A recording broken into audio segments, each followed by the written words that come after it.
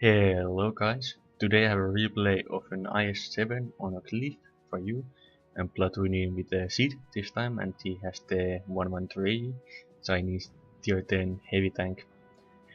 Usually how this map is played is that there's some slow heavies and TDs going to the 2 line, usually just staying at T2 or on the other side C2 and defending there.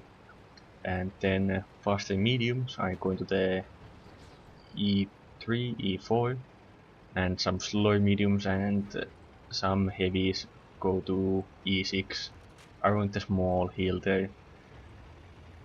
And usually, at least, the top tier heavies should go 8 line and push around that, or if there's only few top tier heavies, stay defensive around that corner so artillery can help them.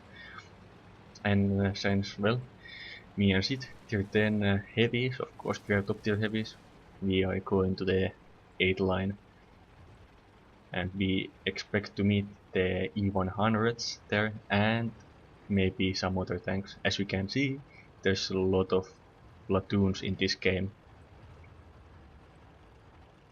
And as you can see already, there's a KV-5 going to defend in the 2 line and T-32 going to help them.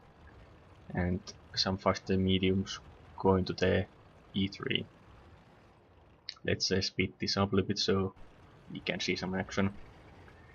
Even though the IS-7 is very quite fast for a heavy tank, the 113 is even faster. And I wanted to get to a specific spot in this side, and it's right here. I like this spot for an IS-7 or an IS-3. I take one shot at the coming E-100 and put him on fire, so that's already over 700 damage. E-100 tries to angle, but he's not doing a great job at it, and I penetrate his lower plate again. That was because the angle was good for me, and another E-100 bounces me, and this is why I like this position for an IS-7. Oh, a bit hard to see, but from what they can only see of me is something like this. My turret and a little bit of my upper plate, and just tiny bit of my lower plate. At E-100s, if they are not using cold ammo, good luck trying to penetrate my armor from that position. And Sid is taking cover behind me, and seems like they're focusing on him more.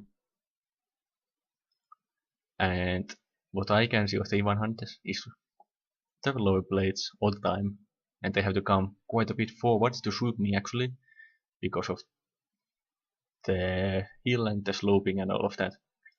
And right now I'm actually focusing on that E-100. I haven't even shot that yet. I want to get one of them out of the game first, and then the other one. Focus on fire, that's always a good thing to do.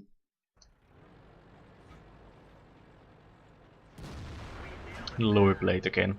The E-100s are a little bit on a higher ground than me, so I have an easier time shooting their lower plates. So even from a high angle like that, I could still penetrate it easily. If I would be on the same level as them, I would have maybe a little bit of trouble penetrating the lower plate from that angle. And still shooting the E-100 behind. And that was actually HE shell that the E-100 shot at me. That's why he did damage. Trying to shoot the rangefinder bar on top of the E-100, but I bounce. So far our team is not doing that well. As you can see, we are losing 1 to 4. And our tier 10s are slugging it out here. The enemies are pushing on this line. AMX has run through and killed one of our artilleries already.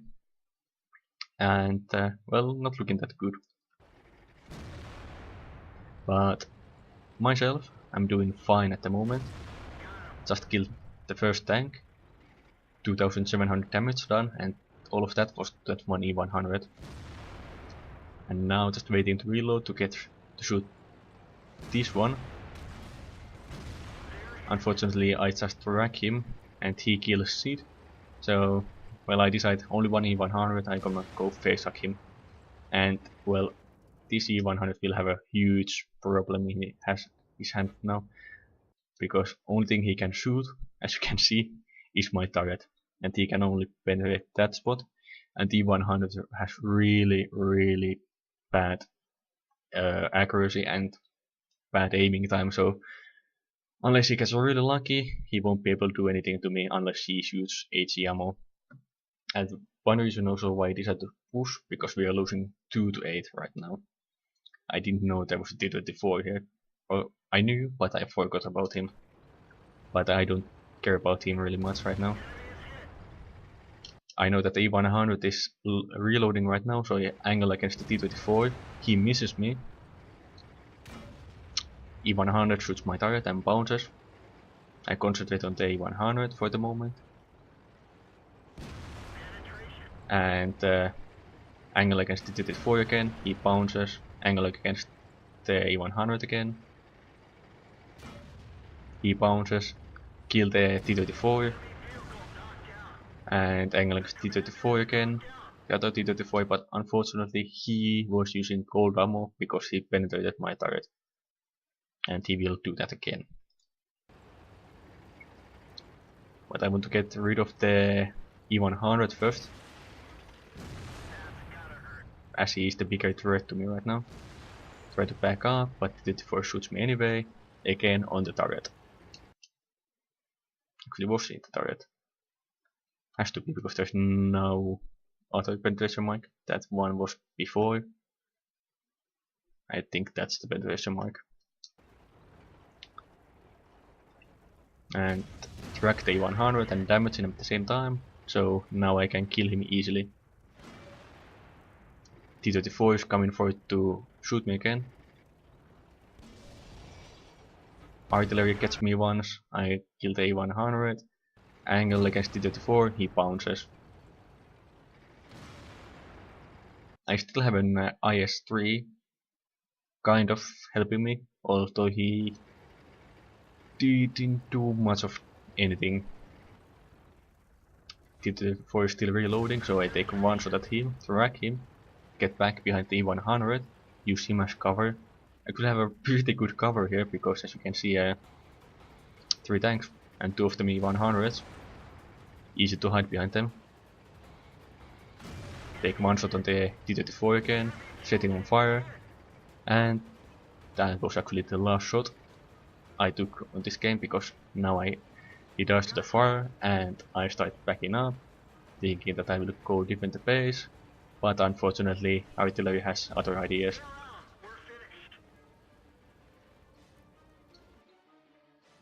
Well, and that was the end of the game. The IS-3 gets killed quickly after this, and well, I will do a quick recap. A lot of stuff to talk about this one.